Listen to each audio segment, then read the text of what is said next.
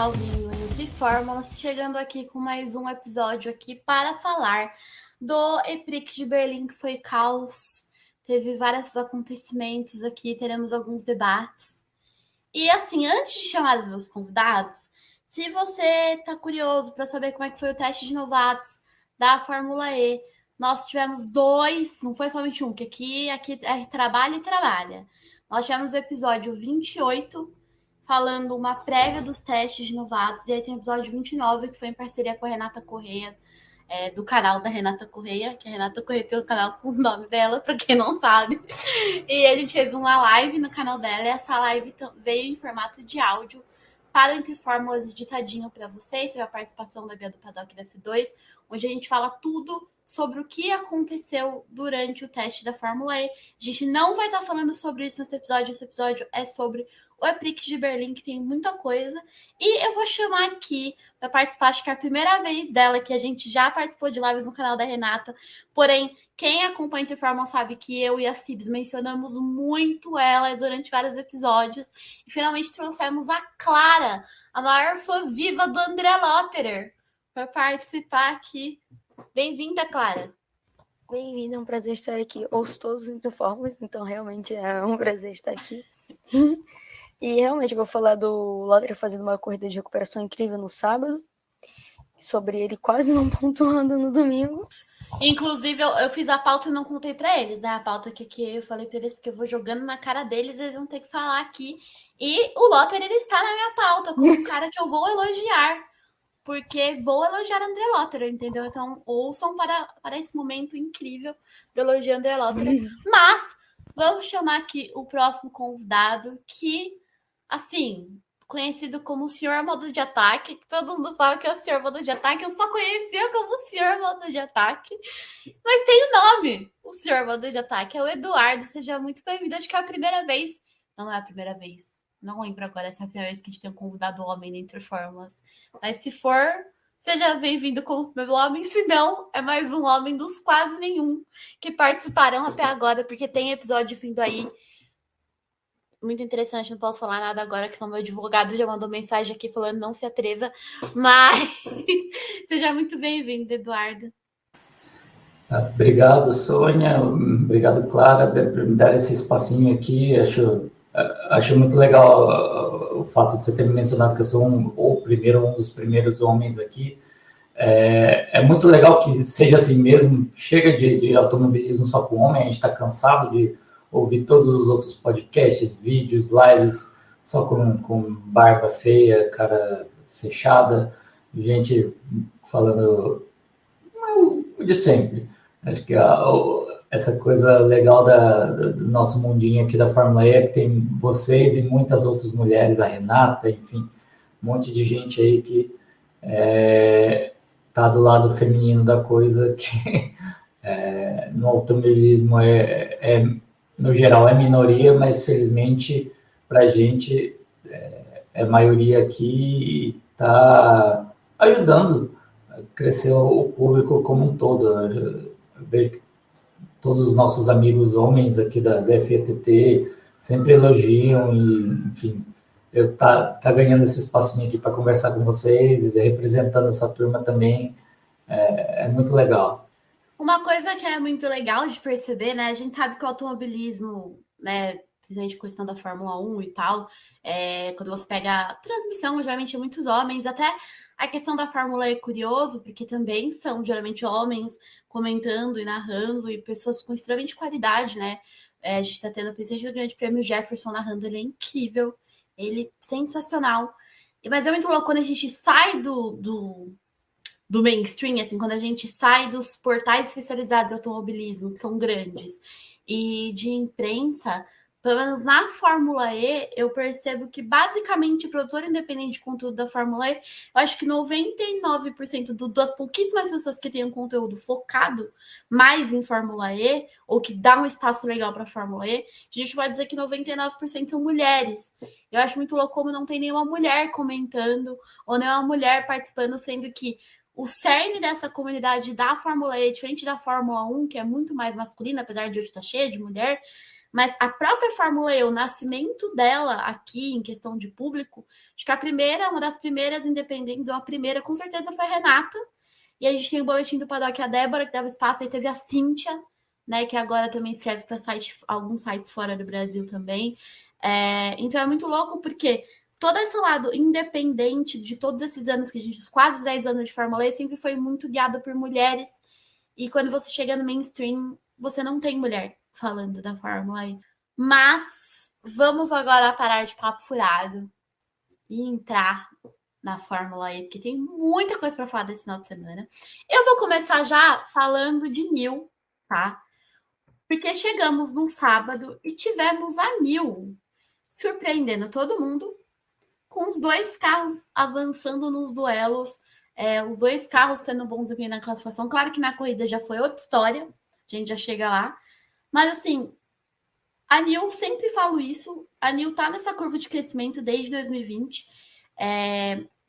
Claro que se a gente agora colocar na ponta do lápis o Sérgio e o Dan Ticktum, o Ticktum tá tendo um desempenho melhor, isso não tem como ser questionado. Em questão de classificação, ele tá com um ritmo muito melhor que o Sérgio. O Sérgio teve uma melhora, né? Ele até falou o quanto a Indy era importante para ele. Ele foi bem na classificação, teve aquele P5. Aí São Paulo deu um monte de problema. Mas aí foi bom ver ele de novo voltando na classificação. Agora torcer para ele conseguir manter esse ritmo aí. Mas a gente teve toda essa emoção com a Nil. E tirando o sábado, que o Ticktum macetou o Van Dorn, no domingo ele foi P10, né? Ele ficou no P10 no meio daquela loucura toda, então ainda conseguiu levar mais um pontinho. Então, claro, eu quero primeiro ouvir de você o que você achou, primeiro dessa questão da Nilton conseguindo avançar esse ano, principalmente bastante na classificação. A equipe tá com 20 pontos, o que é uma coisa ninguém poderia imaginar, tipo a Nil. Eu poderia, porque desde o ano passado eu sou defensora falando que a Nil, todo lugar que eu vou defender a Nil falando que a Nil estava crescendo e a Nil não fez o queimar da língua, está provando que eu estava certa. E principalmente o Dan Ticktum, acho que é um momento legal da gente falar do Dan Ticktum, apesar dele ter macetado o Van Dorn no muro,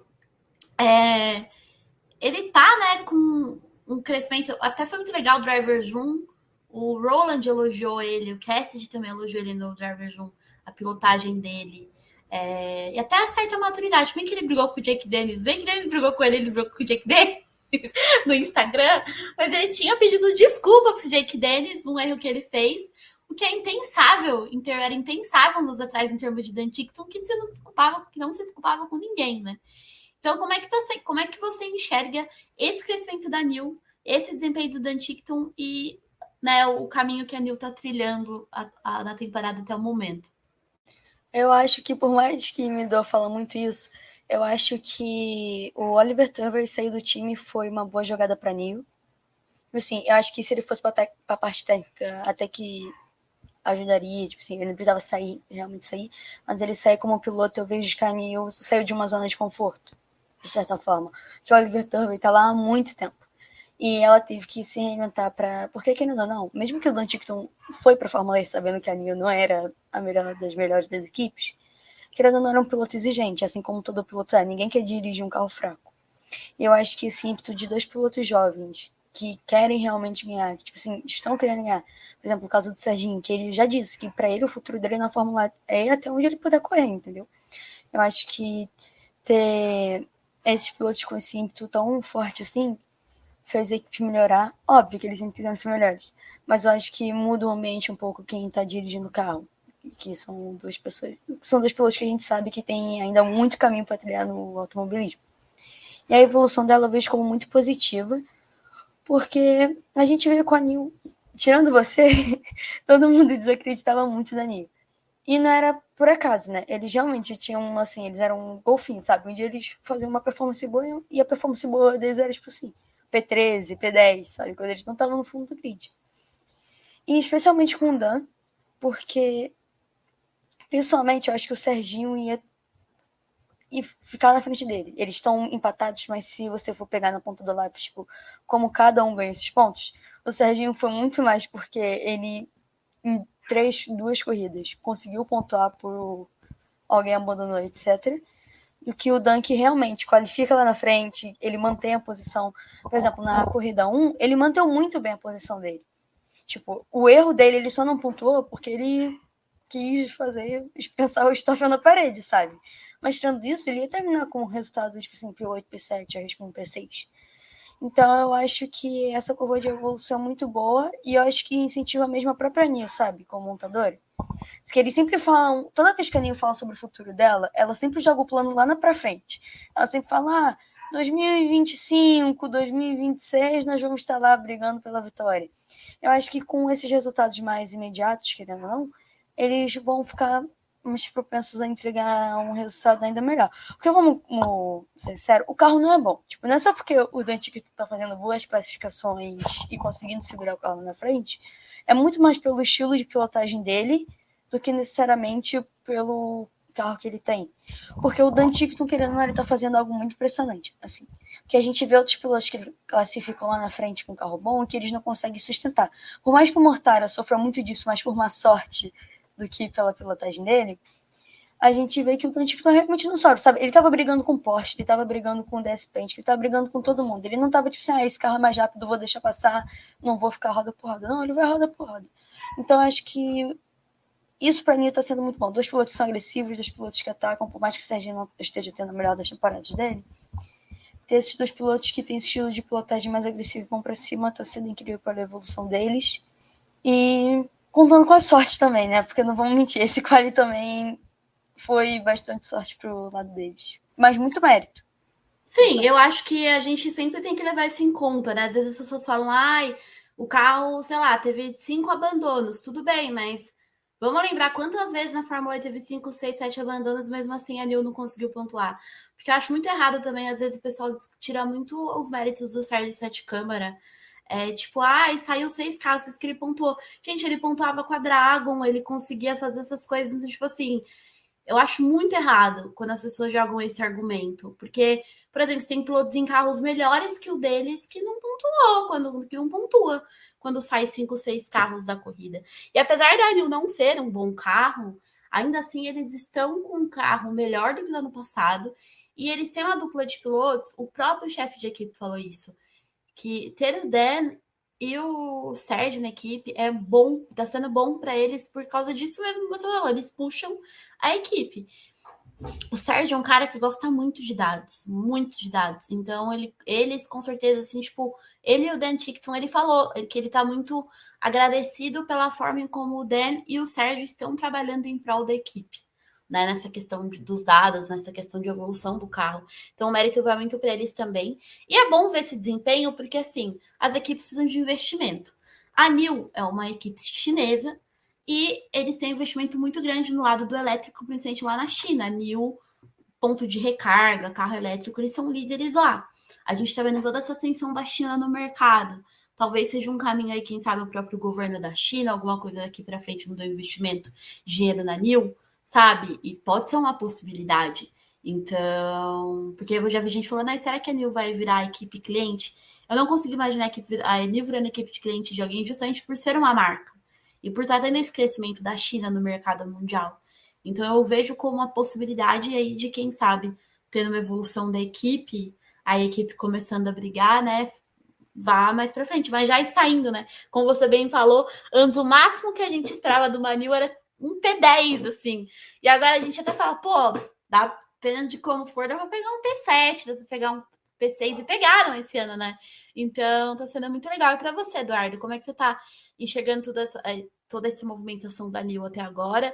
E realmente, Clara, o Tickton, ele liderou a corrida. No sábado, ele liderou por bastante tempo, até tem uma hora que ele decaiu e voltou.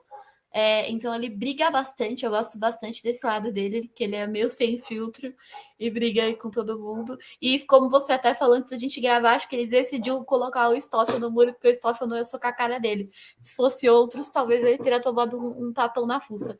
Mas, Eduardo, como é que você está enxergando todo esse momento da NIO e principalmente aí o Dan Tickton? Bem, vamos por partes. Primeira coisa, botando o contexto todo aí da questão China, né? Você mencionou lá, eles estão falando em 2025, 2026, eles são uma marca grande, eles estão evoluindo de 2020 para cá. Então, assim, a mentalidade pessoal chinês, assim, de empresas grandes chinesas, eles realmente pensam mais no longo prazo. Eles têm mesmo os grandes empresários, assim, eles não têm aquele capitalismo louco de americano, de tem que dar resultado já e agora, então... Não, eles realmente estão investindo no longo prazo, isso tá claro, assim. Eu concordo com tudo que vocês botaram aqui, na mesa até aqui agora.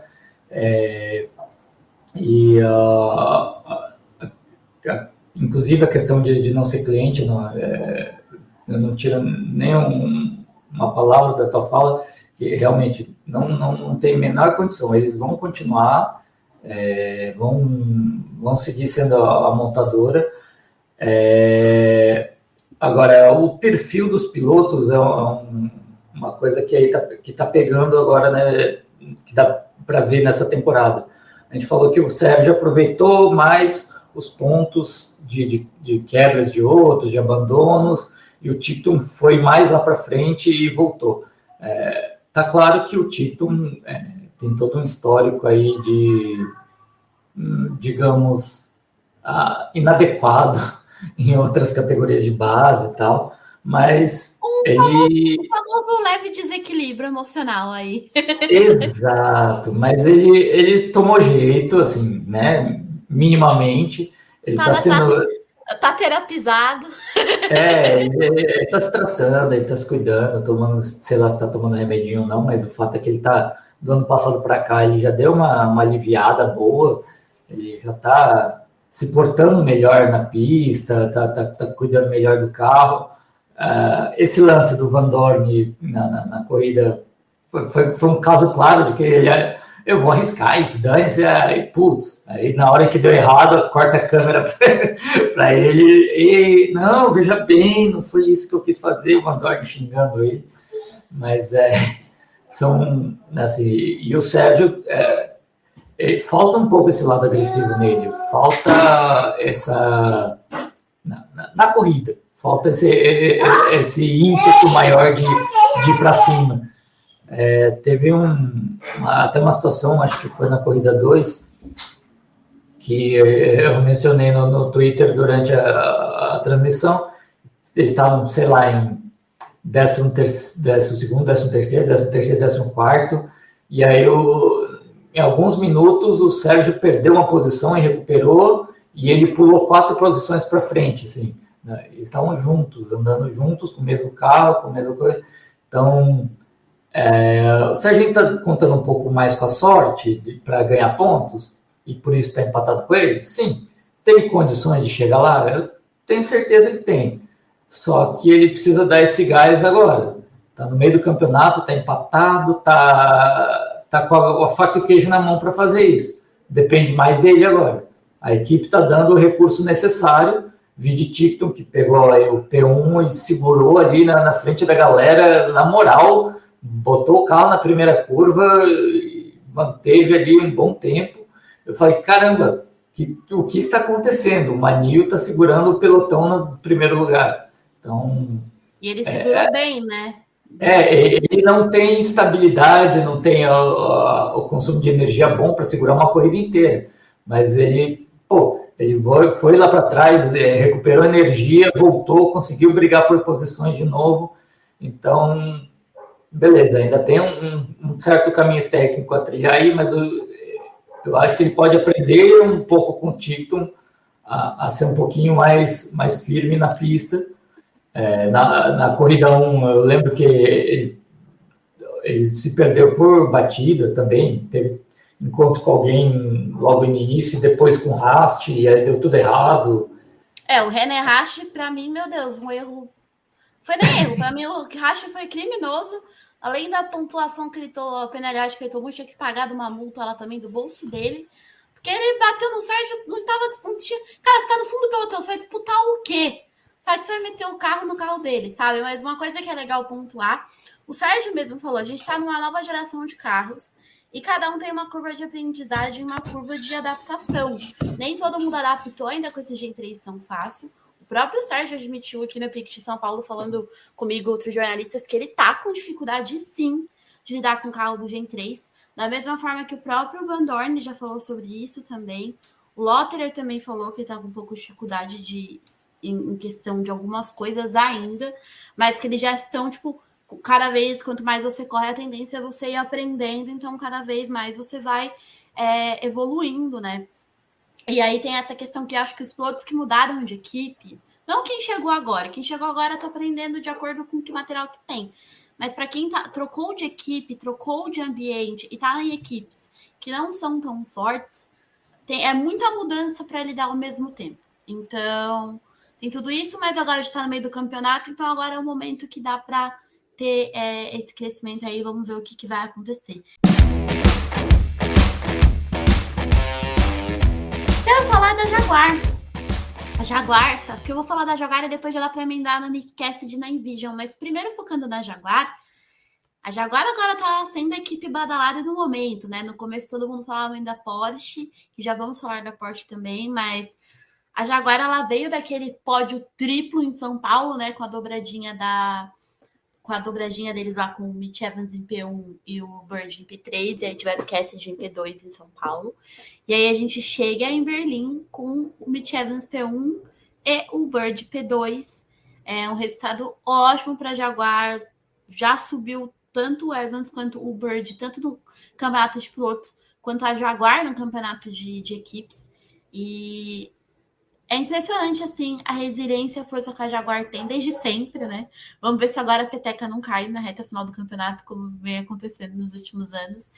Mas eu queria muito saber de vocês, vou começar pelo Eduardo agora, como você está enxergando toda essa ascensão da Jaguar, e principalmente dos dois pilotos, né, do Sam Bird e do Mitch Evans, e o Bird, que ficou com a consciência pesada depois de tudo aconteceu em Derabad. Então, eles estão pensando, tô achando legal que apesar de ter a disputa entre eles ali, eles estão muito colocando a Jaguar em primeiro lugar, o que é melhor para a equipe em primeiro lugar, nesse momento, pelo menos, que enquanto ainda dá para ser feito isso.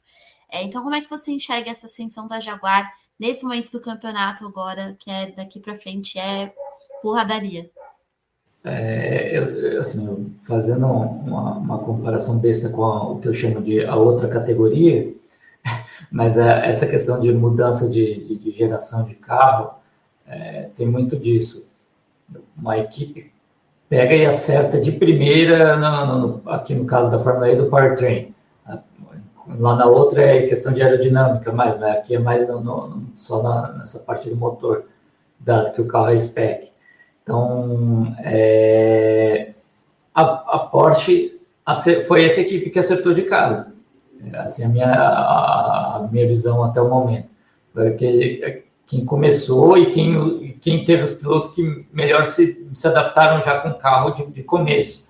Então, foi uma combinação de fatores aí, de sucessos iniciais. Pô, a Porsche está lá em cima, não sei o quê, e aí isso dá uma baita de um gás, uma confiança. Foi, só que aí chegou um momento que Bird e Evans se acertaram dentro do carro e a equipe começou a se acertar com a parte técnica. E aí, se você, em qualquer categoria de automobilismo, não adianta você começar um campeonato com um carro super bem se você não continua evoluindo. Todas as equipes estão trabalhando nisso em maior ou menor velocidade, e cedo ou tarde as que estão próximas de você vão te alcançar e, quem sabe, passar. Numa Fórmula 1 da vida, isso é muito mais difícil, porque tem uma grana envolvida, desenvolvimento, não sei o quê, tem são bilhões ali por trás que estão movendo o mundo. A Fórmula E é um mundo mais restrito, é um mundo mais próximo, e isso as equipes conseguem largar de um ponto mais próximo e se alcançar mais rápido. Então, visivelmente, está sendo isso que está acontecendo. A Jaguar começou está mais ou menos aqui, mas pegaram o ritmo, os pilotos aprenderam a correr, justamente o que você acabou de mencionar, que tem uma dificuldade ali inicial de se adaptar com um carro novo, principalmente por ser um carro muito mais rápido. Tem toda essa questão. E aí chegou num ponto que eles encontraram pelo menos o ideal para essa primeira temporada de geração nova. E aí, entrando na questão dos pilotos, Tem também a frase que você usou foi muito boa, pelo menos por enquanto. O Evans e o Bird são pilotos de jogar campeonato fora? Não. Eles são muito experientes, eles são bons pilotos, o histórico deles não diz isso, mas pode chegar uma hora aí que, se tiver muito igual entre os dois, pode começar a rolar algum atrito. Essa corrida na 1, eu não me lembro se foi na 1 ou na 2 agora, mas rolou o rádio. Posso passar? Posso ir atacar? Não sei o quê. Já está começando esse ritmo de eu quero ir para frente, eu quero ir avançar, e se o meu colega de equipe não der o espaço ali, não estiver andando bem, eu vou para frente e eu vou priorizar o meu campeonato.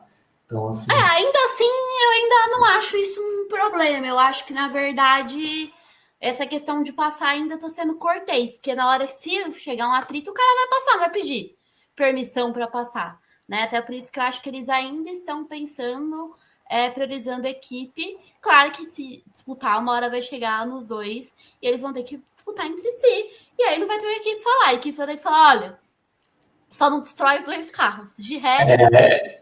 Exatamente. Se a pontuação estiver muito igual, é diferente do caso, por exemplo, ano passado, que estava lá a Mercedes, que o Nick DeVries foi correndo as 2 últimas corridas, que ele passou o campeonato todo dormindo, que chegou no final que o Van Dorn precisava que ele segurasse algumas pessoas atrás para facilitar para ele, tipo, lá em Seul.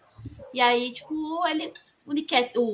o DeVries não tinha o que brigar, porque não tá brigando por nada mesmo, então vai ser o escudeiro. Agora, em caso onde tem 2 brigando, como, por exemplo, Tetita, a gente já viu isso acontecer, apesar de todas as coisas que acontecem, acho muito interessante como... Na Tetita eu via isso, apesar do Verne e do Da Costa serem 2 cabeça quente, eles tinham respeito, eles têm até hoje um respeito muito mútuo um pelo outro. Então, até quando eles disputavam entre si, eram disputas limpas. Você não vê aquela coisa do cara, tipo, eu vou vencer a qualquer custo, nem que eu tenha que tirar da corrida. Isso é uma postura que eu também não imagino o Bird e nem o Evans tendo. Agora a gente tem que ver se lá na frente os dois vão estar perto. E quem que a equipe vai priorizar nesse rolê? Porque na minha concepção eles vão sempre priorizar o Evans, apesar do Bird ser um cara aí que quer muito vencer, mas o Evans é o cara da equipe. O Evans só correu pela Jaguar, né? E então talvez, eu acho que dependendo de como for, eles vão acabar priorizando o Evans, na minha cabeça, se os dois estiverem mais equilibrados, assim. E eles precisam priorizar, né? Porque em briga de Jaguar as 2 abandonam. Sacanagem. Então, justamente, eu acho que nenhum dos dois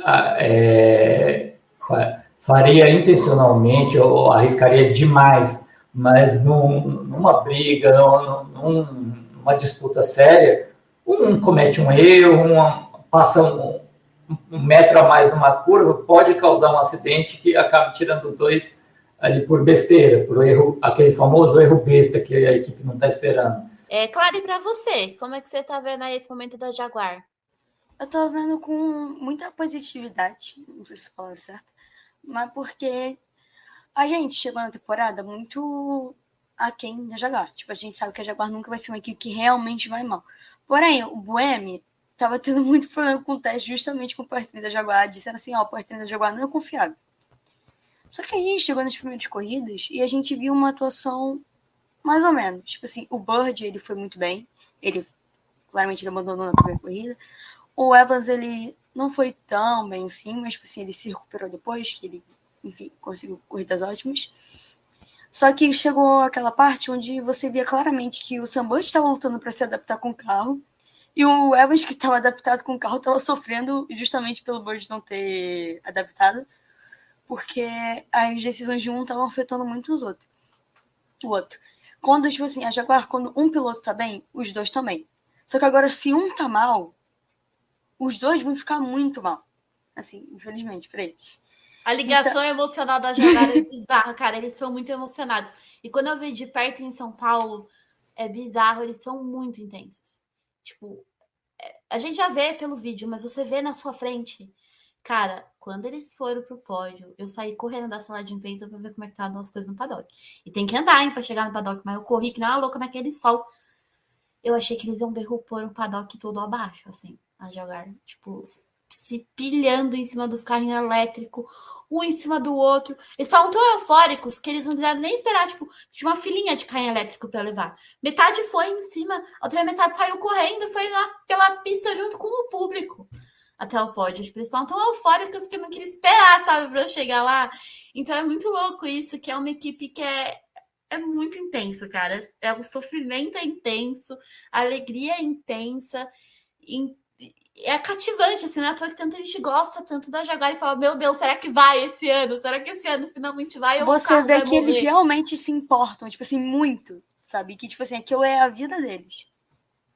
Até o 100, por exemplo, muito piloto não faria o que o Sunbird fez, por exemplo, de abrir notas dele e de falar, gente, eu errei, eu sei que, tipo assim, a minha situação no time não tá boa, mas eu vou melhorar por ele, sabe? Muito pouco piloto faria isso. Geralmente fala, nossa, corrida ruim, tamo junto, sabe? Vou melhorar, vamos pra próxima. E eu sinto que o Bird tem uma certa gratidão, né? Ano passado a gente sabe que ele passou por muito difícil dentro de pista e fora também. Não sabemos o que aconteceu fora, mas pelas declarações de outros pilotos, ele passou por um momento complicado na vida pessoal dele.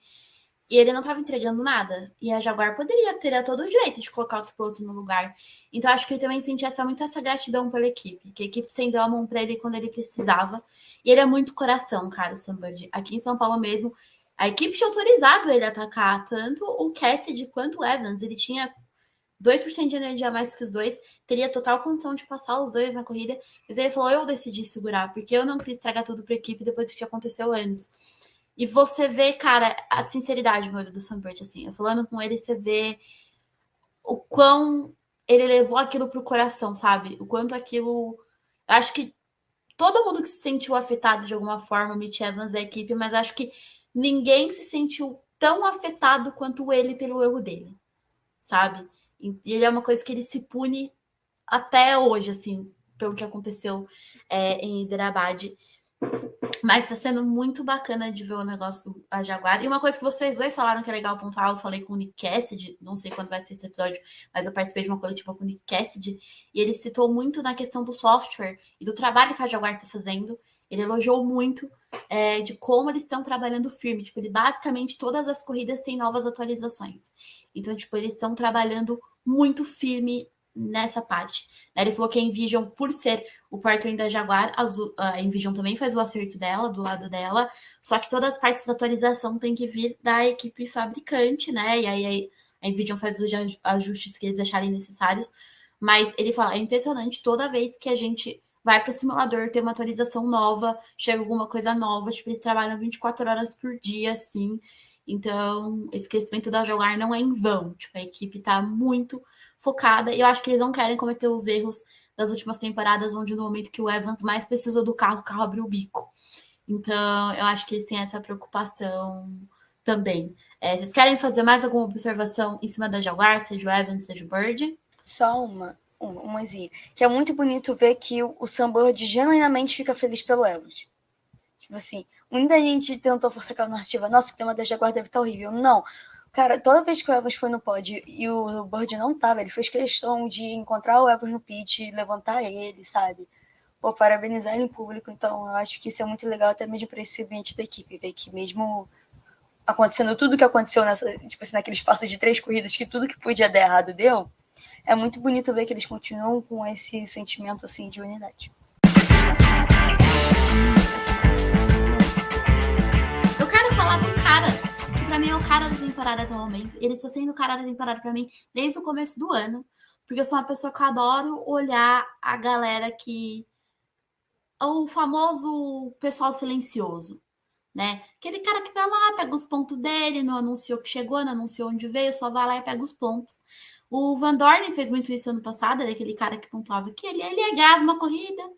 Ninguém via muito, mas estava lá, toda a corrida pontuando. E o Nick Cassidy começou assim. Todo mundo começou falando muito do Buemi, mas o Cassidy estava lá do nada, um Cassidy em P5 e P4, né? E aí ele pegou os 3 pódios consecutivos, tá numa crescente aí, depois teve essa vitória super merecida em Berlim, assim, para coroar o momento que ele tá. Acho que é o melhor momento dele desde que entrou, obviamente, tá nessa curva de crescimento.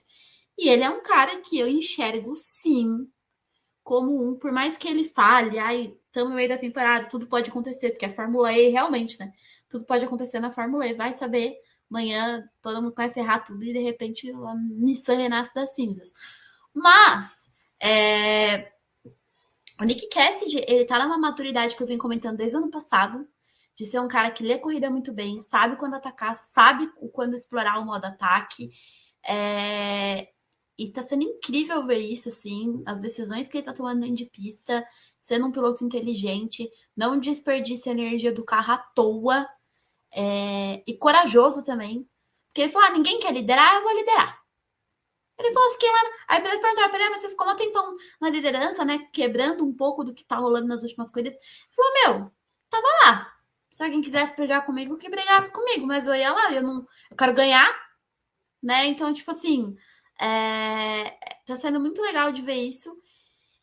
E, cara, falem aí, vou começar agora, Clara. Nick Cassidy, o garoto da Nova Zelândia, e mais um da Nova Zelândia, o país tão pequeno que produz tanta gente talentosa, né?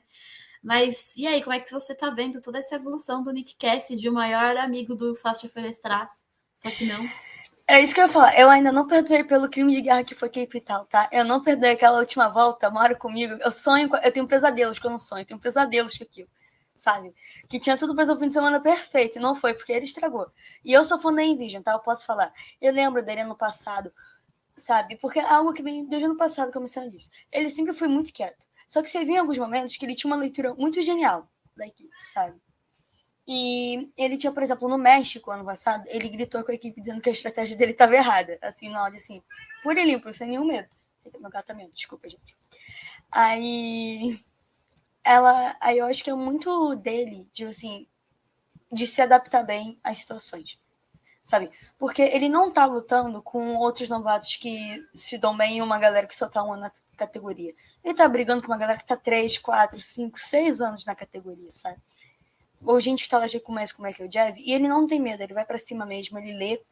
E ele mesmo não tem essa impaciência que algum desses mais velhos tem, sabe? Ele realmente se segura, assim, pra não precisar ter gasto desnecessário. Eu acho que ele aprendeu muito isso com as rodadas em Nova York, que ele geralmente afobava e acabava perdendo a liderança. Então é muito bom ver que ele aprende. Você vê que ele é um piloto que ele realmente aprende. Ele tá sempre no sim, ele tá sempre elogiando a equipe. E ele se adaptou muito bem à Envision. Assim, ele realmente se adaptou a alguém que a Envision tem. Pra mim, ele é um contraponto muito bom do Buemi. Sabe? Tudo que o Buemi é de pilotagem, de leitura de corrida, não que um seja pior que o outro. Só que eu acho que eles são muito opostos na maneira como eles dirigem, na maneira como eles veem a corrida. E eu acho que isso é um ponto muito bom pra Envision. Principalmente porque o Nick Cassidy, ele tá meio que fazendo o que o Jake Dennis fez. Sabe? A trajetória dele é muito parecida com a Jake Dennis. Tirando que ele não começou tão mal quanto não que o Jake Dennis tenha começado lá do fundo do grid, mas ele não começou tão bem.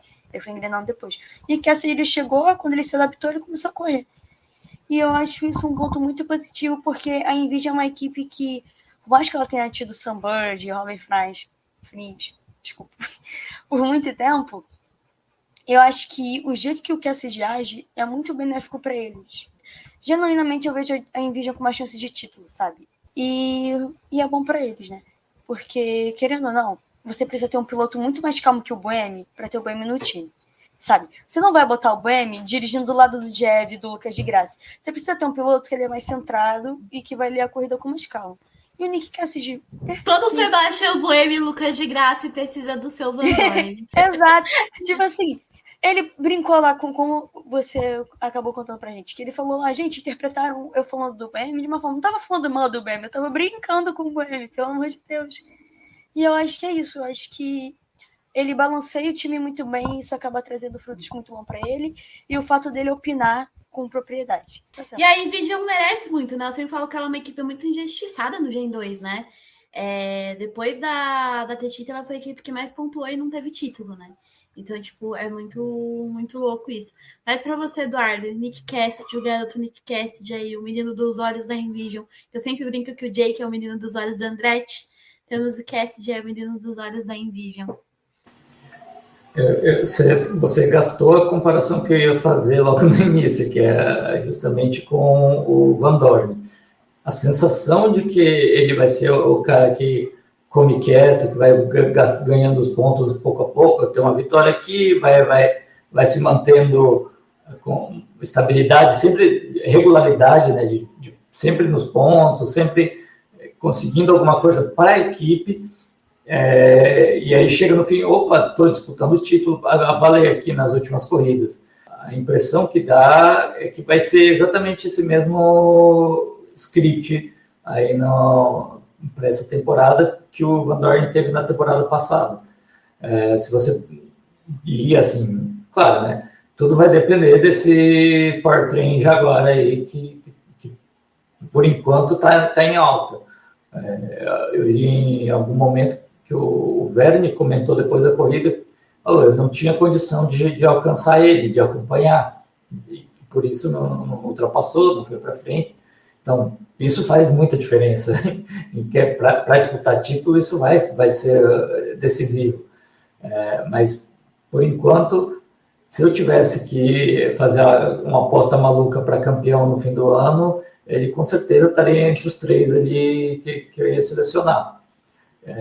E aí, que vocês estavam conversando, ter um piloto com característica muito diferente, que é o Buemi do outro lado, que essa piada que ele disse que foi piada, provavelmente foi em parte, não sei se foi 100%, aquela piadinha com fundo de verdade, né?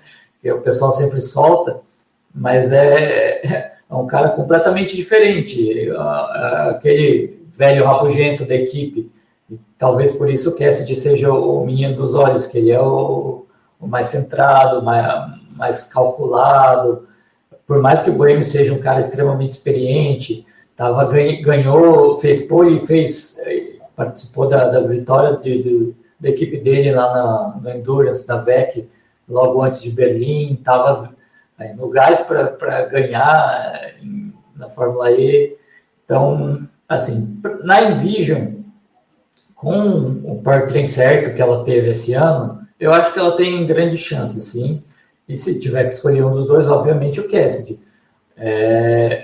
Mas está uma grande interrogação porque a gente está no meio do campeonato. As próximas corridas aí vão... Essa nossa conversa aqui pode tanto dar exatamente o que a gente está falando aqui agora, como bananar tudo, como foi essas 2 corridas em Berlim. Do nada a gente está falando, não, mas o fulano passou, não, mas eu estava escrevendo aqui, já mudou tudo de novo. Então, uma aposta arriscada, mas o Cassidy, quem estiver apostando no Cassidy para título, não está errado. Com a informação de que a gente está aqui até agora, eu acho que é o mais seguro, assim, de um dos, pelo menos, mais seguros de você apostar. Que na Fórmula E, querendo ou não, o pessoal anda próximo, de certa forma. Tipo, as disputas são próximas. A gente sempre tem mais de 2, 3 pilotos brigando. Eu tava torcendo muito pra isso. Tipo, eu não vejo uma queda da Porsche. Eu, como se fosse falando, teve queda da Porsche. Gente, você não vai estar no pódio todo final de semana de corrida. E só você olhar na pontuação. O da Costa pontuou, o Overline também. Então, tipo assim, nesse final de semana. Não sei se os dois no mesmo dia, o da Costa não, no sábado. Mas, independente disso, tem corridas que, se o da Costa não pontuou, o Overline pontuou. Mas, geralmente, a maioria das corridas, eles estão pontuando com os 2 carros. Então, quando o pessoal vem com esse papo, a Porsche decaiu, gente, a Porsche não decaiu. A Fórmula E só está sendo Fórmula E. Né? A galera achou que, tipo assim, a Porsche no começo ganhou tudo, tipo, meu Deus do céu, vai levar tudo, vai virar Fórmula 1. Não vai virar Fórmula 1. Todo mundo tem uma curva de crescimento, todo mundo vai adaptando o seu carro, vai melhorando. E também, Fórmula E tem N fatores. Por exemplo, eu tava torcendo muito para que a Porsche não pontuasse muito essa semana, justamente para ter os pilotos ficarem mais grudados, porque isso mexe com o psicológico de todo mundo. E é isso que eu quero todo mundo na beira do surto, sabe? Que eu sou essa pessoa. E o Jake Dennis, eu tava torcendo muito para ele pegar um pódio esse final de semana, porque o menino tá com puta de um azar. Ele tenta correr, nem deixa o Jake Dennis correr. Toda hora parece ter um alvo nas costas, não tirar o Jake Dennis. E tanto que na corrida, quando eu vi um carro vermelho parado no muro, eu falei, meu Deus, não é possível que o Jake Dennis... Ia ser o quinto DNF seguido do Jake Dennis. Aí falaram que era o Lotterer. Aí eu falei, menos mal. Não que eu torci pro DNF do Lotterer, não é isso. Mas é que eu fico pensando na cabeça do piloto, tipo, 4 DNFs. Se ele sofresse a quinta DNF seguida, eu acho que o Jake Dennis saía daquele paddock, pegava um voo para Londres e não soltava nunca mais para correr nessa temporada, sabe? Então foi bom, porque, de novo, mexeu um pouco, deixou próximo, né? Não deixou ele longe do Nick Cassidy também, e não dá para ignorar esse Porsche ainda. Porsche não tem como, tipo, falar, não, meu Deus, tipo, ai, a Porsche perdeu tudo morando de aluguel, porque não é esse o fato. Sabe que eu tô muito curiosa para ver? A Envision e a Jaguar estão assim, amigas para sempre, ai, nos ajudamos, somos parceiras, somos irmãs, porém as duas estão uma na bundinha da outra ali no campeonato de equipes. Eu quero ver até quando esse amor aí vai durar, entendeu? Entre o James Barkley e o Mattia Binotto da Envision, o Silvio e o Felipe. Quero ver até quando esse amor vai durar, entendeu? Que por enquanto tá show, né? Quando chegar ali Roma, ali chegar Portland, aí eu quero ver se vai estar todo mundo amigo pra sempre desse jeito, né? Só um parênteses aí que eu acho que é importante falar, que se você pegar o histórico da Porsche na Fórmula E mesmo, eles nunca são uma equipe que realmente se mantém no topo. Eles sempre fazem isso. Eles fazem alguma parte do campeonato onde eles dominam, sempre estão no pódio, aí depois eles dão uma baixada para ficar só pontuando. Tipo, é algo histórico da equipe. É que eu acho que agora eles estão num momento completamente diferente. A Porsche nunca esteve no momento que eles estão agora, né? É de uma coisa que até quando teve... Estavam desenvolvendo o Gen 3 ainda. A Porsche, até nos materiais promocionais da Porsche ano passado, referente ao Gen 3, a Porsche, ela entra para ganhar aonde ela entra. Ela quer disputar no topo e desde que ela entrou na Fórmula, ela não conseguiu. Ela sempre foi uma equipe que ficava lá no campeonato de equipes, ficava em 8º lugar. Tipo, a Porsche nunca conseguiu o que ela tá conseguindo agora. E eles trabalharam muito nesse Gen 3, postaram tudo nesse Gen 3 para tipo assim, a gente quer ser uma equipe de ponta. Tanto que eu falo desde o ano passado e continuo com que eu mantenho a minha palavra.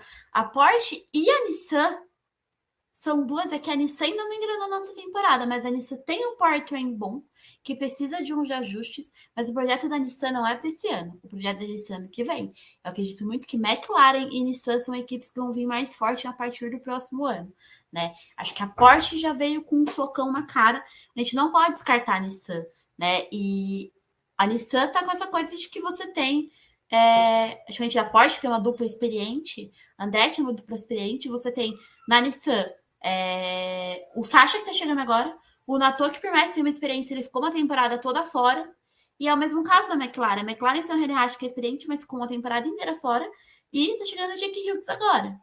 Então, esses pilotos estando mais experientes, mais conscientes, já um pouco mais acostumados com o Gen 3, a situação vai ser outra. Ano que vem eu tô louca pra ter a corrida no Japão e ver a Nissan com um carro cheio de Sakura lá no Japão. Montei toda a fanfic na minha cabeça já. Mas eu quero falar pra mim, um dos destaques do final de semana. Pra mim foi o piloto do final de semana, apesar de todas as loucuras da Jaguar tá na glória e de tudo. Renascendo das cinzas, Maximilian Ginter, meu filho, realmente, que assim, eu gosto muito do Ginter. Ele comete uns erros besta, comete porque ele é emocionado, gente. O menino é emocionado. Ele quer mostrar serviço. E dá pra entender essa afobação do Ginter, porque o Ginter tava lá na Andretti, aí chegou o Jake Dennis, dominando tudo. Ali foi para uma Nissan que não tava morta, tava no meme queria estar morta, era a Nissan, né? Tanto que eu achava que não ia continuar. E aí vai essa chance da Maserati, aí ele vai pra Maserati, a Venturi, a Maserati, nada tá dando certo na Venturi. E aí eu tava torcendo muito, muito, muito, muito. Eu cansei de mandar comentário nos posts dele no Instagram, falando, torcendo muito pra você na sua corrida de casa. Porque eu senti que o Ginter, ele chegou num ponto mentalmente que era o mesmo ponto que o Sam Bird estava. Tipo, ele precisava de um resultado bom, porque você vê que ele tava lutando. A gente do Mortara, que já aceitou a derrota, que tem as fotos do Mortara nas corridas anteriores, ele nivelando o próprio carro. O Ginter, ele tava nadando contra a maré. Você via ele indo pra classificação, você via ele brigando, você via ele tentando. Aí, às vezes, ele cometia uns erros também, mas, tipo assim, eu acho que tava no momento em que ele precisava disso. E não poderia ter sido melhor o fato de ele ter conseguido um pódio na corrida de casa dele no sábado. Foi muito inteligente na corrida ele, também soube aproveitar muito bem as oportunidades que ele teve. Não se acovardou na hora de brigar com o Buemi no final, foi pra cima mesmo. Correu pra cima, quase fez o James Rossiter infartar lá no box da Maserati. E domingo, a segunda corrida, ele teve um desempenho incrível. Ele largou de P21 e ele terminou em P6 a corrida. Então, eu acho que é perfeito ser o gás que ele precisava para seguir em frente. Não sei se ele vai conseguir mais pódio mais para frente, mas eu acredito que pelo menos ficar na zona de pontuação mais vezes ele tem chance de conseguir, se ele não cometer umas loucuras aí. Mas eu acho que era uma coisa que ele estava precisando. E aí, Eduardo, o que você achou do Maximilian Ginter nesse final de semana? Você acha que aí renasceu das cinzas o menino? Olha, a Maserati, para começo de conversa, estreou no campeonato, né? Vamos ser bem claro com isso. Finalmente acabou com o nosso meme. Era o que a gente queria um monte de equipe lá em cima, principalmente porque ela veio da estrutura da Venturi. Até agora não estava fazendo sentido a equipe ter sido destruída desse jeito, não tem outra palavra. O Ginter foi o grande nome do fim de semana de uma maneira geral. Você já listou, ele disputar aquela posição na última curva, na reta de chegada e passar ali do BMQ é um cara de pescoço, é um cara difícil, um cara bom, que sabe o que está fazendo e não ter medo e arriscar tudo ali no fim para levar o pódio. Inclusive, eu brinquei no Twitter, meia volta antes, o Ginter está mordendo o pódio. Eu avisei. Porque tava claro que ele ia tentar, tava claro que ele não tinha desistido. Assim. E o Buemi tava puto! O Buemi estava puto na sala de pilotos, a cara do Buemi. O Cassidy foi brincar com ele. Se eu falar, era o meme do bicha, se eu falar, é do Buemi. E você vê que, tipo assim, a equipe toda ficou daí, ficou, caraca, como ele me passou na linha de chegada. Ele chegar na linha de chegada, lado a lado. Tipo, o bico do carro do Buemi tava do lado da metade do carro do Max Verstappen. Desculpa. Sou indignado. Não, tá certo. É bom lembrar, porque o importante é que foi por muito pouco. Ele foi no gás, na vontade que ele teve ali, aproveitou que foi no limite da energia, o que ele podia fazer, ele fez e conseguiu. Ele arriscou mesmo. Vai ser o gás para a equipe trabalhar mais, porque eles viram que ali tem a chance de sair desse 0 a 0 que eles estavam antes, mas o pessoal dele está valendo muito. Ele sabe que ele agora tem chance de disputar com o pessoal que também é experiente, ele sabe que ele tem condição, ele não vai ter medo, vai perder esse receio de falar, não vou nem tentar, vamos se contentar com uma posição mais ou menos aqui, se der ponto boa. Não, agora ele vai para cima. E se eu tivesse que dizer, não vai P5 para cima, eu acho que não. Mas ali, do P10 ao P5, ele pontuar de vez em quando, eu arriscaria que sim. Se for comparar, por exemplo, com o Mortara, que nem isso. O Mortara já decidiu que essa temporada ele não quer mais nada, não. Mas uma noite chega e vem com ela a depressão, é o mote do... Ele pontuou, eu estou olhando aqui, ele pontuou 3 vezes, 1, 2 e 2, e as outras 5 DNF. Então, assim... Mas é que o Mortara, realmente, o momento do Ginter é outro, né? Comparado com o Mortara. Só que diferente, por que eu falei tanto, saquei tanto que eu tô torcendo para a vitória do Ginter? Diferente do Mortara, que ficou em terceiro lugar no campeonato de piloto, foi vice-campeão, o Mortara, todo mundo sabe da capacidade do Mortara. Ele tá no ano ruim, tá no ano péssimo, mas ninguém pode chegar e falar, nossa, o Mortara não é um bom piloto, porque os números dele mostram o que ele fez até agora com a Venturi / Maserati. O Ginter tá numa situação completamente diferente, ele tava com a corda no pescoço, né? Ele estava muito bem na Andretti e chegou na Nissan, que a Nissan detesta o chefe de equipe da Nissan. Para mim, a Nissan só vai guinar de fato nessa Fórmula E quando trocar o chefe de equipe. Falo isso em todo lugar que eu vou. De todo o chefe de equipe que tem no grid da Fórmula E, ele é o único que meu santo não bate. Eu acho que assim, o que a Nissan consegue graças a engenheiro, eu não acho ele um bom chefe de equipe. E acho que as coisas da Nissan vai melhorar quando ele sair de lá, mas isso sou eu, a minha visão. É o único chefe de equipe que não dá. Para mim, não dá. Sério. Figuração. Para mim, ele é um chefe figurativo. E aí o Ginter tava lá, numa equipe morta, xoxa, capenga. E, cara, ele chegou na Maserati com essa expectativa que ninguém achava que o Ginter ia ficar na Fórmula E. pra mim, ele brotar na Maserati, tipo, meu Deus, ninguém nem colocava ele, porque ele tava tão morto na Nissan que todo mundo achou que ele não ia ficar, né? E aí ele veio e ele tá com isso, ele quer mostrar, e ele tem. Você vê que ele tava brigando, batendo com a cabeça na parede, ele tava tentando. Então eu fiquei muito feliz, porque ele tá correndo atrás desse resultado. Então eu espero que ele consiga manter. Eu acho que a Maserati vai conseguir fazer o que a Mahindra fazia uns anos atrás, de ser aquela equipe que, tipo assim, ele vai pontuar P6, P7, e se alguém na frente vacilar, ele vai aproveitar a oportunidade para pegar o ponto, sabe? Eu acho que daqui para frente não tem como ir mais para trás do que eles já foram, né? E para você, Clara, o Ginter? Nossa, você falou tudo que eu queria falar. O Max Ginter precisava se justificar. Ele precisava dizer assim, o porquê que eu mereço ficar na Fórmula E. Tipo, ele não tinha nenhuma justificativa. Portanto que, como você disse, quando ele foi anunciado, todo mundo ficou com uma careta, assim. Todo mundo ficou, mas, por que logo ele, sabe? Tipo, o Mortara todo mundo entendeu. Já tava lá, né?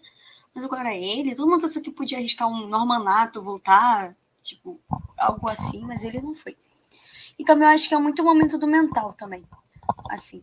Você vê claramente que o Eduardo Mortara não tá bem psicologicamente, o que é totalmente justificável, porque se ele dava uma sorte de alguém batendo nele, era a falha do carro. Tipo assim, claramente falha do carro. O que é muito estranho desde que a gente vê que vem da Venturi, que sempre foi um carro confiável, que podia não ser o melhor carro do grid, mas ele sempre era o carro mais confiável do grid. Você não esperava que a Venturi, por exemplo, ano passado, ia pegar e abandonar o meio da corrida por assim, morreu o powertrain. Ou, encostou na parede e não pode mais correr, sabe? Então, assim, realmente, o momento dele já está muito diferente. O Max Ginter, eu vejo que ele ainda está com muito ímpeto para se provar, para mostrar porque ele merece ficar na categoria, para fazer o nome dele. E você vê nisso até mais em entrevista, sabe? Em entrevista, o Max Ginter tá sempre, tipo assim, mesmo que ele tenha aquele jeito tímido dele, tipo assim, que todo mundo relatou que ele é uma pessoa mais tímida, mais introvertida, ele ainda responde tudo, tipo assim, com animação. Ele se mostra, não, mas na próxima corrida a gente vai lá e tentar. E o Mortara, você vê, sabe, o meu carro não tá tão bom, a gente não tá um carro tão bom, eu vou tentar fazer o que dá, mas tá tudo bem, sabe? E a gente leva. O Mortara, relato pessoal. Todo mundo sabe que o Mortara é um dos meus favoritos do grid. E ano passado, eu até falei com ele, gestando ele, falei, pô, você tem corrida aqui em São Paulo, né? Ele falou, minha primeira vez no Brasil, porque eu sempre passei por cima do Brasil, mas nunca fui. Enfim, eu falei, sempre pensei, nossa, quando eu rolar o IPRIX de São Paulo, se eu for como imprensa, quero muito poder entrevistar o Mortara, muito, muito, muito. Corta pra mim, corrida de São Paulo, acaba, tem aquele painel com os 3 vencedores, eu não fui pro painel com os 3 vencedores, eu resolvi ficar do lado de fora, que é onde fica todos os pilotos vão passar no painel. Então eu fiquei do lado de fora da sala, já esperando pra ficar lá na frente do painel. O primeiro piloto que chegou foi o Mortara. Mortara parou na minha frente. Ele estava com a cara tão destruída. O Ginter também, mas o Ginter ainda assim não era um terço. Era tão... Sei lá, parecia que alguém tinha morrido, assim. Tipo, o Mortara tava tão mal que meu cérebro entrou em pane. Eu não consegui falar com o Mortara. O Mortara tá na minha frente, eu não consegui fazer uma pergunta pro Mortara. Eu falei com o Ginter, eu não falei com o Mortara. Ele tava aqui, na minha cara, ficou mó tempão na minha frente, falando uma pessoa do meu lado, e eu não consegui. Minha mente não formulava. Eu olhava pra cara dele e eu não conseguia, eu não tinha coragem de fazer uma pergunta pro Mortara. De tão destruído que ele tava. Então, tipo, é muito louco isso, assim, tipo. E o Mortara, ele parece que quando a maré ruim vem, nele bate. A gente viu isso ano passado. Quanto ele apagou quando as coisas começaram a não dar certo. Porque quando a maré ruim bate, ele se afunda, cara. Ele se afunda. Só um ponto, um parênteses também, é que a questão dos momentos dos dois. O Ginter estava vindo lá de baixo da Nissan e o Mortara veio lá de cima com a Vento. Então, tá numa equipe que era para ser boa e tá muito pior. E é a mesma equipe, né, cara? A base é a mesma em Mônaco, é todo mundo, só mudou o nome. Pois é, o nome e uma outra liderança que eu acho que fez toda a diferença aí.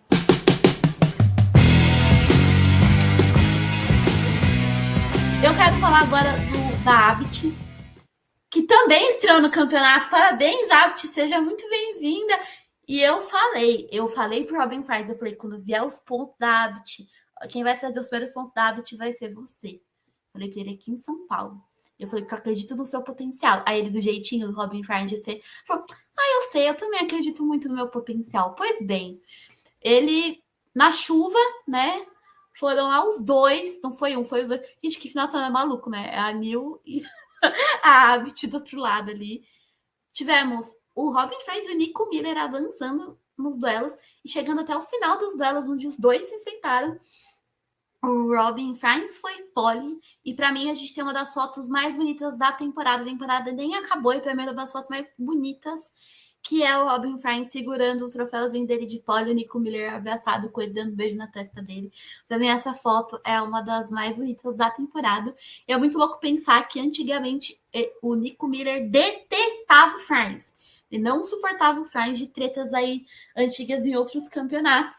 Então, muito louco, né? Pensar como o mundo dá voltas e hoje os dois se amam aí na equipe. E a gente teve o Fries, que foi pole, acabou perdendo um monte de posição, não conseguiu sustentar na corrida, deu tudo errado pro Fries. Mas o Miller continuou brigando bravamente e terminou em P9 na corrida do domingo, trazendo 2 pontos. Então foram 3 pontos do Fries, 2 do Miller. E a Abit, outro meme que foi destruído. A Maserati, a Abit, elas vão falar, vamos destruir os memes da galera? Vamos. Né? Então, finalmente, teve a estreia das equipes. Se a Abit vai conseguir pontuar de novo com esse Porter na Mahindra, já é uma outra questão. Né? Que a Mahindra está se sustentando até agora com o pódio do Lucas de Graça naquela corrida do México lá doida. Mas e aí? Eduardo Abit renascendo das cinzas. Robin Fries aí também, depois de ficar fora por muito tempo, trazendo uma alegria para o povo, né? Eu estava lendo os alemães que estavam comentando muito disso, que supostamente foi uma questão de ajuste da pressão dos pneus, que deu certo na chuva, eles teriam arriscado uma pressão muito maior, não sei o que, enfim. Tá, beleza, eles fizeram um acerto de carro que deu muito bem na classificação, na chuva, mas com 2 pilotos que foram lá até o fim e ganharam nos duelos. Então, vamos dar aí o crédito a quem é devido. O Bertrand da Mahindra não vai sair do buraco até o ano que vem. Pode anotar aí que... mas, enfim. Uma coisa que até me surpreendeu no início. Tá, eles vão correr... Eu entendo eles entrarem com o Bertrand como clientes, né? Porque é difícil você começar como montadora... voltar depois de alguns anos fora da Fórmula E, em parceria com uma equipe, a Cupra, que também é parceira dele em outras categorias elétricas, da Extreme E, foi na falecida ETCR. Então, assim, dava para imaginar que eles poderiam tentar arriscar ser uma montadora, quem sabe no futuro eles façam isso, mas eu acho que foi só um ponto fora da curva ali, por mais que o Franz seja muito talentoso e o Miller também, não deve ser a tônica daqui para o fim do campeonato. A Abt deu um pouco de sorte nessa rodada e foi só. A sorte, acho que a chuva ajudou, né? O Robin Fries, tadinho, deu dó dele que depois da classificação ele tava torcendo pra ter chuva na corrida. Ele gosta de correr na chuva, né? Acho que a primeira vitória dele também foi na chuva, na primeira chuva que teve na Fórmula E lá em Paris em 2019. Então ele é um cara que gosta de correr na chuva e ele tava torcendo pra chover e acaba abrindo um sol. Só fazendo um comentário antes da Clara trazer a sua visão sobre a Abit. A Abit, quando voltou, acho que ela não tinha muita opção, né? Em questão de escolher um powertrain, porque basicamente as equipes, geralmente a equipe, uma que faz, uma que fabrica e a cliente.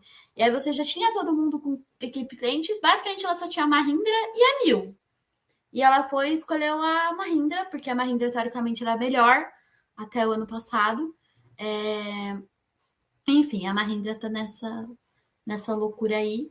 E a Cupra, né, que já saiu de notícia de babado, de fofocas, aí desde o começo do ano, logo na primeira corrida que deu tudo errado, acho que a Cupra já falou, melhor a gente fazer o nosso powertrain aí, mas eu não sei se eles já podem chegar direto com o powertrain no próximo ano, se tem questão contratual, se eles vão quebrar contrato, se a Fórmula E vai liberar eles para fazer isso, aí é outra questão que a gente pode ver no final do campeonato.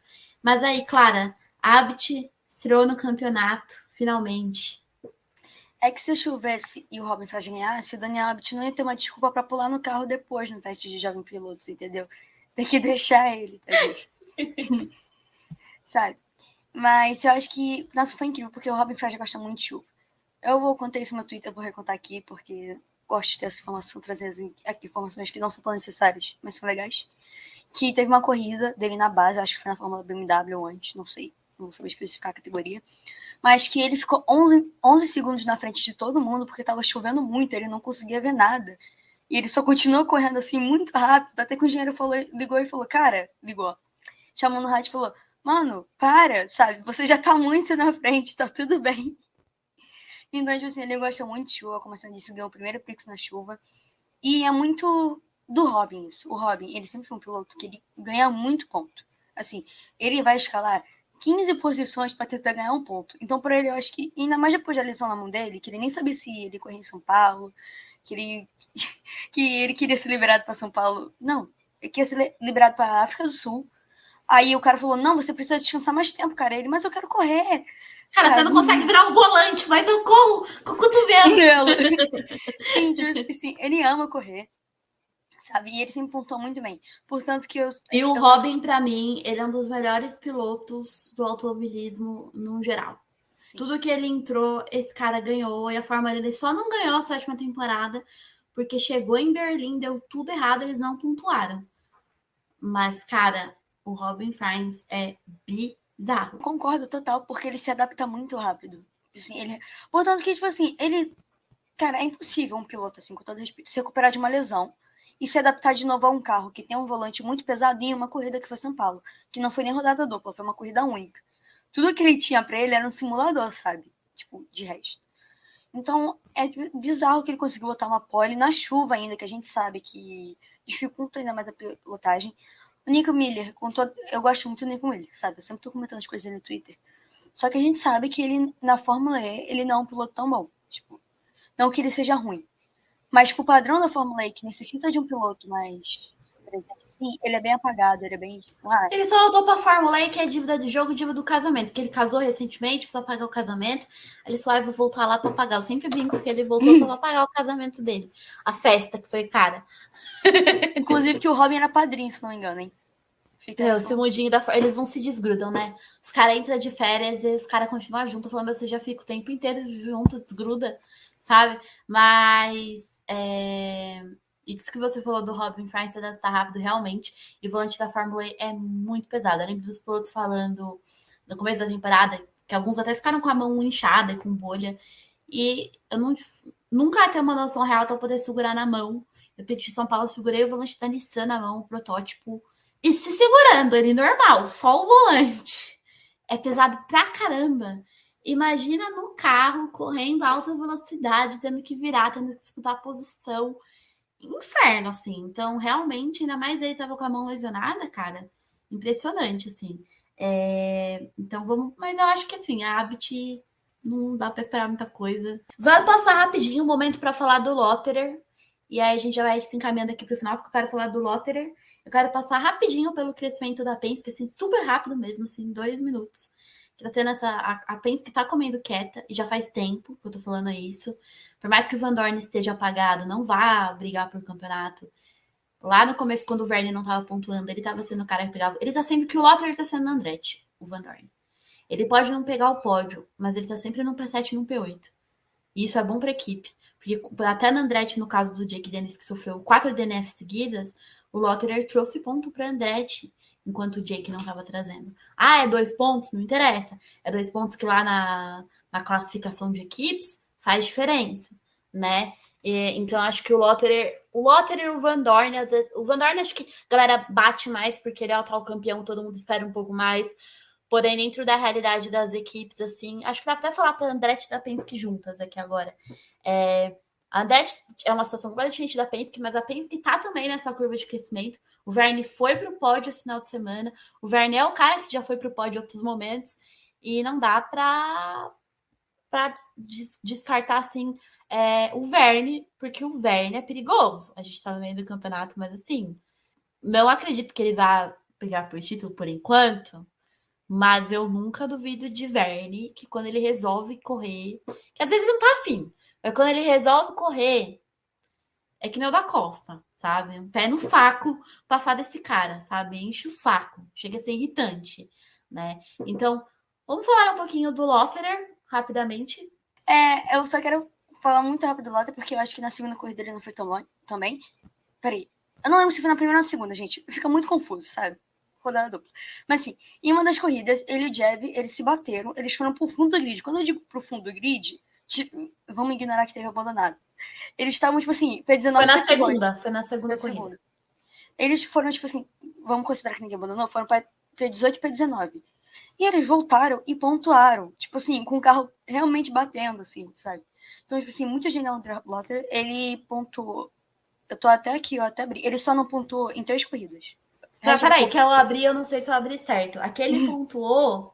Gente, é muita loucura a Fórmula e rodada dupla. Foi a primeira que ele pontuou. Foi a primeira que ele pontuou. A segunda foi que ele não conseguiu pontuar. Isso. A segunda foi quando ele rodou, bateu no muro. É que eu achei que a do Jake Dennis sofrendo quinto DNS. Ele só não pontuou em 3 corridas. Tipo assim, 3. Então, realmente, ele tá sendo de uma grande ajuda pra Nissan. E sobre a Penske, o Jev tá motivado, ele quer ganhar um título pelo filho dele, entendeu? Porque o filho dele nasceu.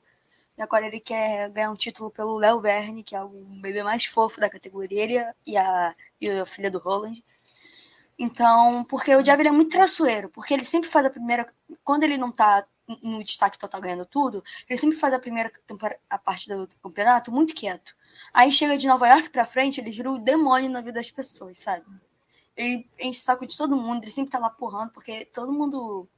Não sei se a galera já viu os Bohemians Award, que é uma paródia deles, que sempre faz a mesma pergunta, que piloto é mais difícil de atacar? Que piloto defende melhor?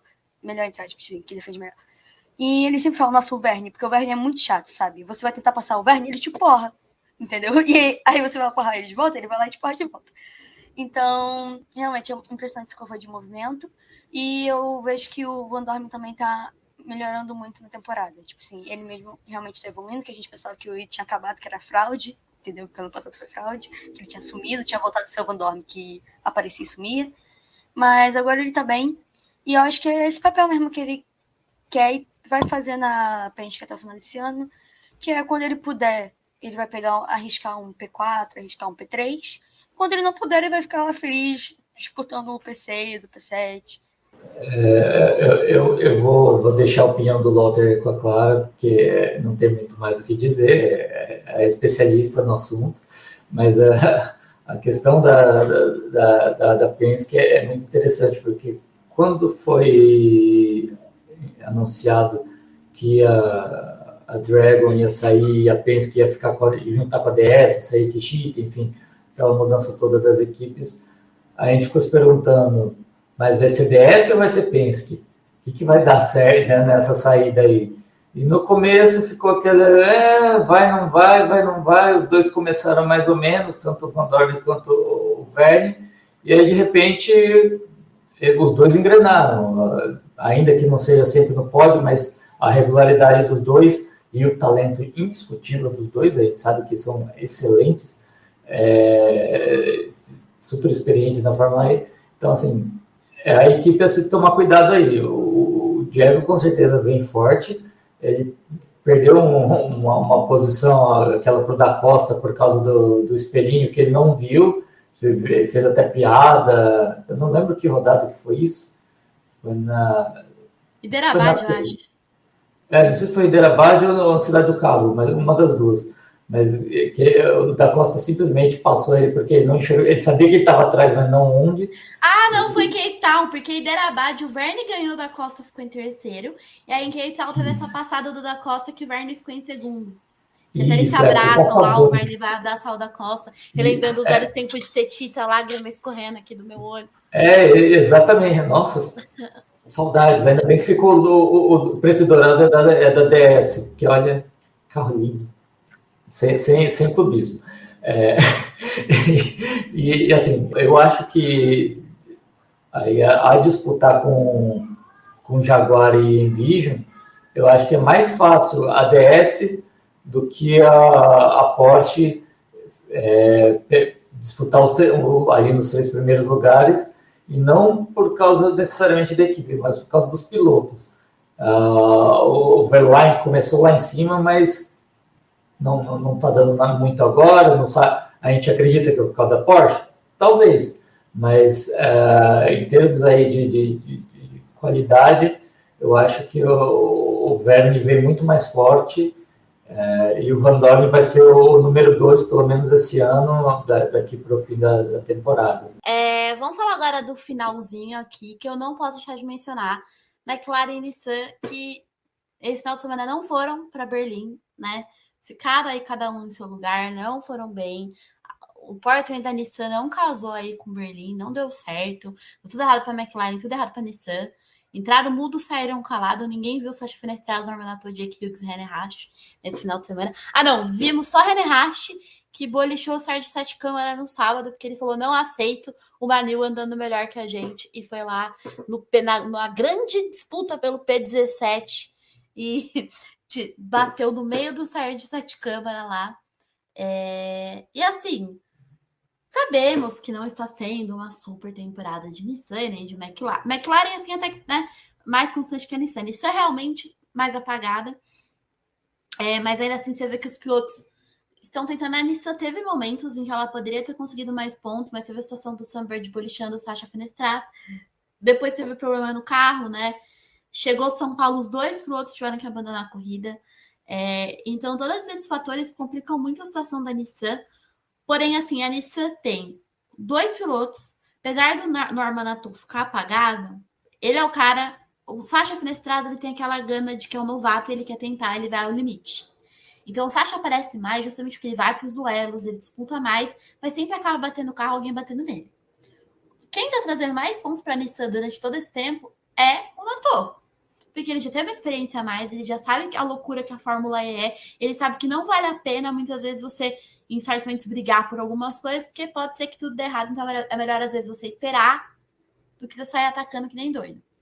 Só que eles ainda estão tentando se entender enquanto dupla, e, novamente, eu acho o chefe de equipe da Nissan fraquíssimo.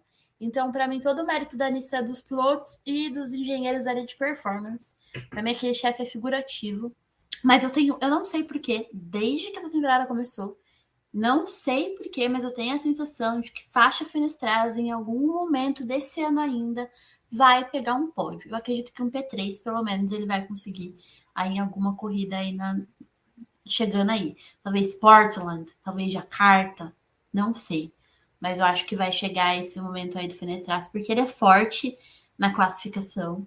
Eu acho que ele só precisa um pouquinho de maturidade e todo mundo vai crescendo ao longo das corridas. Então, da mesma forma que o Van Dorn e o Vergne estavam com dificuldade para se entender com o G3, agora parece que eles já se encaixaram. O Sasha, desde o começo, ele se deu bem com esse carro. O problema do Sasha é a afobação e os outros batendo nele. Então, eu acho que vai chegar esse momento. A McLaren, eu acho que é uma dupla consistente. Quando eles acertam juntos. E quando eles erram juntos. Então, é uma dupla consistente, entendeu? São Paulo foram P7 e P8. Então, assim, e o Ian James, para mim, é disparadamente o melhor chefe de equipe que a gente tem nesse grid. Né? Com todo respeito ao trabalho do James Barclay, que eu também acho ele sensacional. Mas eu acho o Ian James um cara, assim, fora da curva também.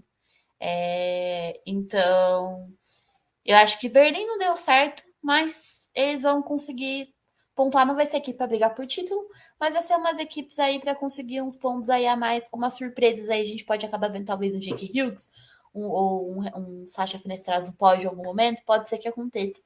Mas teve essa decaída aí, mas eu não acho que é o fundo do poço, assim, tipo, meu Deus, acabou-se tudo, fecha as equipes, sabe? Eu acho que, principalmente sobre a Nissan, é que, poxa, não são uma dupla de piloto ruim, assim, sabe? Eles são uma dupla de piloto bom que, assim, eles se esforçam demais pra estar tendo o resultado que eles têm, sabe? E eu concordo com a Sônia. Portanto, que de todos os chefes de equipe, até mesmo o chefe de equipe da NIO, ele é muito simpático. Por mais que ele não apareça muito, sempre que a NIO tá postando algo sobre equipe, etc., ele tá sempre dando a cara tapa, etc. Agora, o chefe de equipe da Nissan, eu nem sei a cara dele, com todo respeito. Assim, eu sei que ele existe por causa de uma entrevista que ele deu sobre o powertrain, sobre os testes. Mas, assim, ele não tem expressão nenhuma. Eu acho que isso acaba refletindo muito na equipe. E você vê isso tanto pelas outras equipes, sabe? O James, que eu nunca sei falar o nome dele, gente, desculpa. O sobrenome dele, vou ficar devendo. Da Jaguar. Barkley. Ele é muito bom, assim. O fato dele ser emotivo, você vê que a emoção dele, tipo, tudo que ele bota tipo assim, da vida dele, você vê refletido na equipe inteira. O Ian James, você vê toda a calma do Ian James se transmitindo na equipe inteira da McLaren. Você vê o Steven Phillips, o Matia piloto da Envision, tadinho. Você vê que, tipo assim, ele é um piloto, ele sabe muito bem ler a corrida, tipo assim, ele é realmente muito inteligente, você vê isso que transmite essa calmaria dele com essa inteligência dele, expertise. E para lidar com o Boemi ali dentro, você tem que ter um alinhado, entendeu? Tem que ser um ser muito de luz. Tipo assim, você vê que isso transmite pra equipe inteira, sabe? Até a Abit, que tá num momento, assim, um momento ruim dele, tipo, a Abit tá num momento ruim da equipe agora. Você vê que, tipo assim, o chefe de equipe da Abit, ele não deixa a equipe totalmente se desmoralizar inteira, portanto que a galera da Abit sorri mais que a galera da Maserati. Aí você chega na Nissan, o chefe da Nissan não passa nada pra equipe. Ele não passa nada. Ele não aparece, né? Ele não é o protagonista. Tipo, a gente vê os chefes das outras equipes ali junto na mesa. O chefe da Lil mesmo em São Paulo, você viu o tempo todo ele passando pelos engenheiros. Ele passa pelo pessoal do pneu. Ele tá sempre ali envolvido. Cara, eu visitei o box da Nissan. Eu tava lá e eu fiquei uns 40 minutos lá fazendo visitação. Você não vê a cara desse homem ali dentro. Você não vê.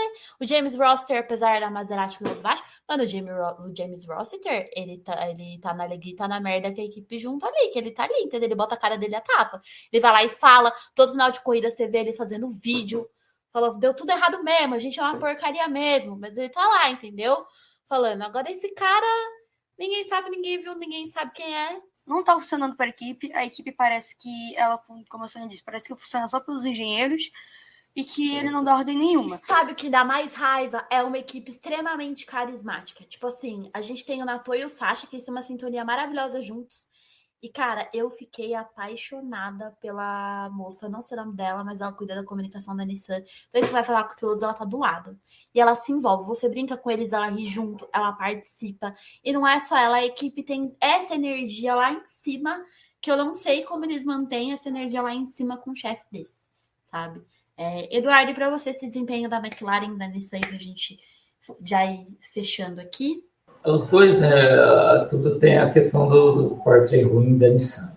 Esse ano deu errado, a Nissan vem com problemas aí já meia boca. Não estava no fundão porque a New e a Dragon eram piores, mas tá deixando a desejar. Mas sabe o que é curioso? Parece que esse powertrain da Nissan funciona melhor com a McLaren do que com a própria Nissan, né? Justamente. E não sei se isso tem a ver com os pilotos ou se é simplesmente a equipe da Mercedes que era mais engajada com os pilotos, enfim. É uma grande interrogação para mim ainda. Mas eu acredito que isso vai mudar aí para frente. Saiu uma matéria pouco tempo atrás que eles estavam. O diretor da equipe dizia: a gente perdeu muita gente na mudança que era Renault, depois virou Edams, Nissan Edams, aí ficou quando só a Nissan assumiu, saiu muita gente, e agora estavam recontratando. Duas das principais contratações que foram destaque nisso, uma engenheira, que era da Jaguar, que é engenheira de performance do Evans, que ela vai passar um tempo fora, né? Tem aquele período de, como é que o pessoal costuma chamar de quarentena, entre sair de uma equipe e entrar na outra. Ainda ela deve entrar mais para o fim do ano, depois da temporada. Mas tem um dos principais envolvidos no G1 e Gen2 pela Spark, que faz os chassis da Fórmula E.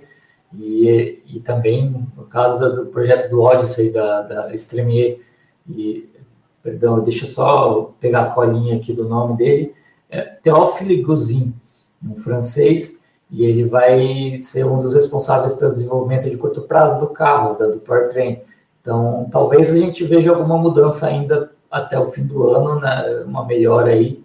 E casa muito com aquilo que eu falei, de que eu acredito que esse projeto da Nissan é mais pensado para o ano que vem, porque, novamente, para mim, é um dos powertrains que, junto com a Porsche, eles fizeram eles foram que mais trabalharam no powertrain do Gen 3. Então, você vê que eles querem brigar.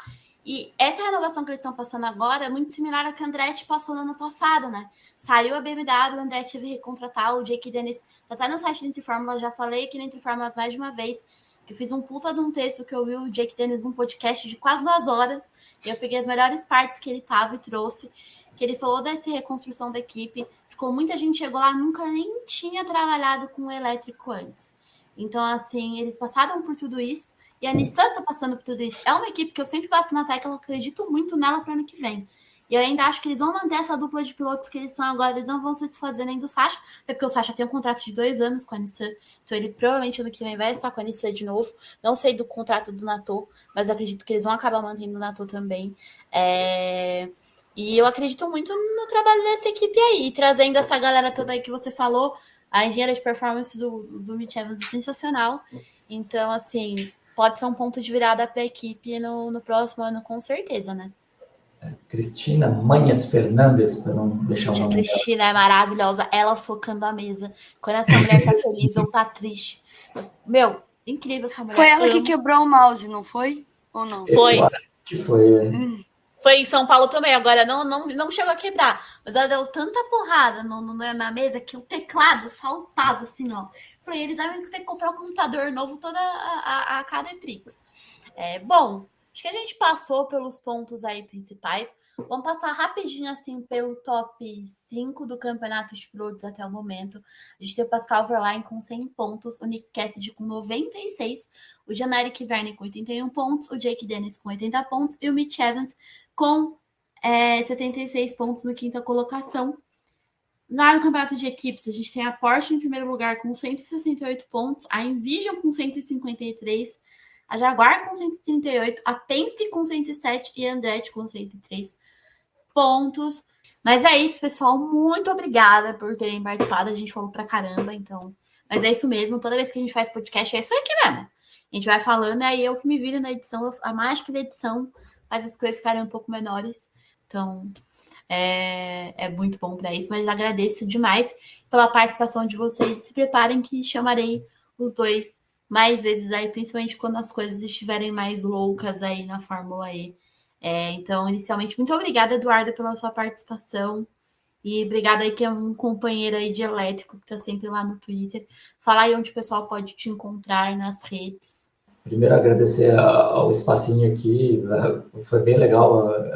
É muito bom ter esse papo solto, poder conversar com calma, mesmo que seja rápido, porque tem muito assunto para falar, mas é mais legal do que ter que ficar correndo para postar antes que as coisas mudem no meio da corrida ali. Atualmente, eu já estive cuidando de Instagram, blog, Twitter. Atualmente, por falta de tempo, eu estou só cuidando mais do Twitter mesmo, @modo de ataque lá. Então, estamos sempre, pelo menos, tentando comentar sobre o fim de semana da Fórmula E e acompanhando, sempre que possível, todas as outras categorias de elétricos ali, comentando rapidamente de Rallycross, Extreme E, enfim, tudo que aparecer e que tiver, e deixando na mão da Sônia, que é a pessoa que melhor cuida dessa Fórmula ETT aqui, porque é a nossa representante oficial. Clarinha, que já é de casa, né? Fazendo a sua estreia aqui na Fórmula E, não. Essa estreia aqui na Entre Fórmula. Que, enfim, sempre mencionada. A Clara existe, viu, gente? Olha aqui, a Clara existe. Deixa aí o seu Twitter aí, fala do seu... Eu vou deixar tudo na descrição, mas também fale, que tem a galera que prefere ouvir, porque Clara aqui entrega memes pra gente na Fórmula E também, além de comentários ácidos, e é a maior fã do André Lotter, reconhecido pelo próprio agora. Eu contei toda a história de Clara para André Lotter, ele ouviu atentamente, ele mandou mensagem em português para Clara. Então, assim... Muito obrigada, Clara, pela participação. Primeiro que agradeço o convite, porque eu amo Entre Fórmulas, eu sou provavelmente um portal Entre Fórmulas do Brasil, um mundo de Entre Fórmulas. Eu comento muito no Twitter, porque realmente esse ano tá meio puxado, mas eu realmente ouço, sabe, eu voltando do colégio, tô lá ouvindo. Eu só tô no Twitter mesmo, Audiofobia, sabe, fobia de fobia, só que aí, ao invés de escrever com F, você bota PH. E é isso, eu tô sempre tentando entregar memes quando eu consigo ver as corridas. Eu sou formada em André Lottery, sabe? Tem uma série que eu nunca continuei, que só tem uma thread, que é do André Lottery, que eu conto toda a carreira dele. E é muito boa, sabe? Você vai lá, você vai ver que ele é mais do que apenas um doido pela Porsche, apaixonado pela Porsche, então vamos lá. E é isso só. E eu tento aí entregar e vamos continuar aí nessa temporada, porque eu acho que depois de Mônaco vai bagunçar ainda mais. E obrigado de novo pelo convite. É muito bom. Bom, muito obrigada pela participação de vocês. Agradeço também pelos elogios. Faço que posso. No meio dessa correria que ser produtor de conteúdo independente não é fácil. E querendo ou não, tô segurando tudo sozinha. Já tava há bastante tempo segurando tudo sozinha, mas o podcast, pelo menos, eu tinha a Cibs. Só que a Cibs agora tá muito na correria também. E aí, pra quem tá ouvindo agora e não ouviu o episódio 28, se eu não me engano, a gente fala antes sobre as expectativas para os testes de novatos. Foi o episódio que a Cib se despediu aqui da Entre Fórmulas. Ela vai continuar participando quando der. Vou arrastar ela, pensei, acho que o próximo podcast ela já tá aqui de novo. Mas no momento tá 100% tudo comigo, então ela vem de convidada. E aí eu participo de coletiva, edito podcast, cuido das redes sociais, faço texto pro site. E é loucura, porque eu tento trazer no Entre Fórmulas os conteúdos que a gente não vai ver nos sites grandes. Então eu não faço resumo de corrida, eu não trago o que aconteceu na corrida. Eu sou aquela pessoa que eu sento 1h30 para ouvir o cara falar no podcast lá de fora e tento trazer informação. Tem muito texto que eu separei para trazer e eu não trouxe ainda. Mas enfim, irei conseguir. Mas é isso, galera. Muito obrigada. As redes sociais deles vão estar aqui na descrição. E fica de olho Entre Fórmulas, porque tem coisa especial vindo aí. Da hora, demais, chegando aí pra vocês. E é isso, muito obrigada e até o próximo episódio.